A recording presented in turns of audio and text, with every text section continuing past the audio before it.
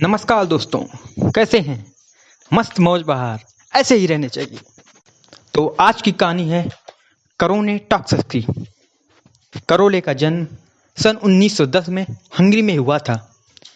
उम्र पूरी होने के बाद उन्होंने हंगरी आर्मी ज्वाइन कर ली।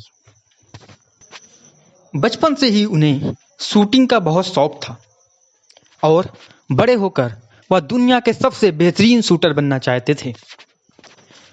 आर्मी में जाने के बाद भी उन्होंने दिन रात शूटिंग की प्रैक्टिस की और 1936 तक वह दुनिया के सबसे बेहतरीन शूटर बन गए।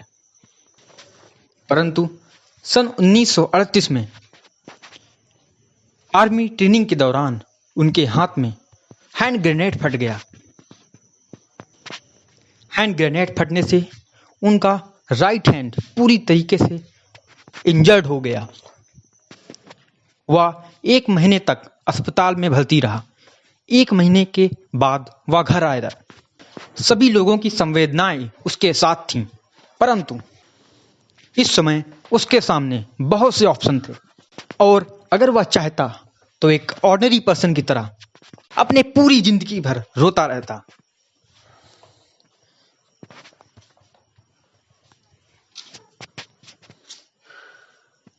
या दुख से आत्महत्या भी कर लेता, परंतु उसने हिम्मत नहीं हारी।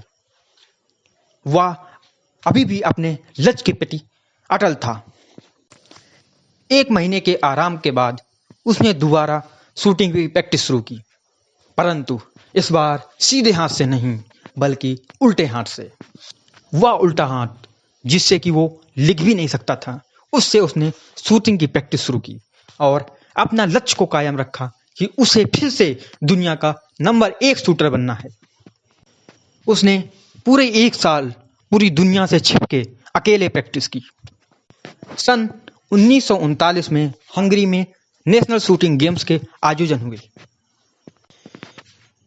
वो भी वहां पहुंचा। सभी लोगों ने उसकी जमकर तारीफ की। अन्य शूटर ने उसको एक महान खिलाड़ी बताया जिसने अपना शूटिंग में 1 हाथ गंवाने के बावजूद आज दूसरे खिलाड़ियों का मनोबल ऊंचा करने आया है। परंतु करोली ने कहा, मैं आपका मनोबल ऊंचा करने नहीं आया हूं, मैं आपसे compete करने आया हूं। सभी लोग दंग रह गए। सभी लोग शूटिंग कर रहे थे अपने बेस्ट हैंड से, जबकि करोली शूटिंग कर रहा था अपने ओनली हैंड लेफ्ट हैंड से। चैंपियनशिप हुई और करोली ने बड़ी आसानी के साथ चैंपियनशिप जीत ली। इसके बाद भी उसके आगे मुश्किलों का पहाड़ कम नहीं हुआ, क्योंकि उसका अंतिम लक्ष्य था ओलंपिक में गोल्ड मेडल पाना और दुनिया का सबसे बेहतरीन शूटर बनना। परंतु कुछ कारणवश द्वितीय विश्व युद्ध के कारण सन 1940 के ओलंपिक कैंसिल कर दिए गए। वह बहुत उदास हुआ, परंतु फिर भी नहीं टूटा। उसे अभी भी उम्मीद थी कि वह एक दिन सबके सामने ओलंपिक गोल्ड जीतेगा। उसने अपनी शूटिंग प्रैक्टिस बंद नहीं की और अगले ओलंपिक सन 1944 के ओलंपिक के लिए तैयारियां शुरू कर दी। उसकी तैयारियां जोरों पर थीं, परंतु द्वितीय विश्व युद्ध के कारण सन 1944 का ओलंपिक भी स्थगित कर दिया गया। इतनी बार असफलता के बाद कोई भी इंसान टूट सकता है और यही अंतर होता है एक सक्सेस और एक फेलियर के बीच, एक लूजर एक विनर के बीच और एक ऑर्डिनरी और एक एक्स्ट्रा ऑर्डिनरी के बीच। वह नहीं टूटा और सन 1948 में होने वाले ओलंपिक के लिए वो डटा रहा। 1948 के ओलंपिक हुए। वो ओलंपिक खेलने गया। सब लोग वहाँ compete कर रहे थे। वहाँ पे 25-25, 26-26 साल के नवयुवक थे और शूटिंग में बहुत ही ज़्यादा कंसंट्रेशन की आवश्यकता होती है। 1948 तक उसकी उम्र 38 पार हो चुकी थी, फिर भी वह उनके साथ लड़ा और लड़ा ही नहीं बल्कि जीता भी। सब शूटिंग कर रहे थे अपने बेस्ट हैंड के साथ, बल्कि उसने शूटिंग की अपने ओनली हैंड लेफ्ट हैंड के साथ। उसने अपना लक्ष्य पूरा कर लिया।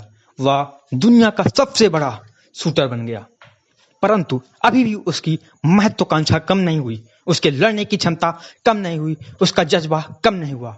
38 की उम्र में भी उसने सोचा कि वह अगले ओलंपिक में फिर से लड़ेगा और फिर से जीतेगा। उसने अपनी प्रैक्टिस जारी रखी। 4 साल बाद फिर ओलंपिक हुए और अब तक उसकी उम्र 42 हो चुकी थी। उसने फिर लड़ा और इस बार कौन जीता? The man with only hand, that's Karoly टैक्सेक्स।